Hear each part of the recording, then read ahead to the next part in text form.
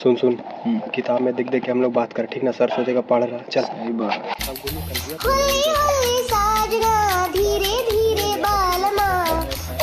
अभी सर बाहर निकला भी। अभी निकला बे। क्या बोलता निकाले? कोची लाया आज? आई भुजिया रोटी। निकाल आ नहीं जाए, खाली देखते रहना। अरे साला तुमसे खुलेगा बे कभी जिंदगी में? कैसा टिफिन लेके आता है साला? सर दो होगा सर, दो होगा सर, दो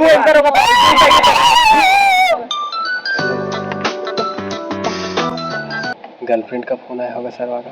है तो बीबी का आया होगा उसका फोन। तुझको लगता नहीं है सर का गर्लफ्रेंड होगा? होगा ना ऐसा नहीं ना होगा। पूरा लेस देख रहा, बतिया रहा कैसे। आठ सर अभी क्या लिख रहा था आपसे? चीसरा खाली। अरे पहला तुमको ना पता चीसरा सरवा सोच रहा है कि बहुत पढ़ाकू लड़का ही। बात तो सही है।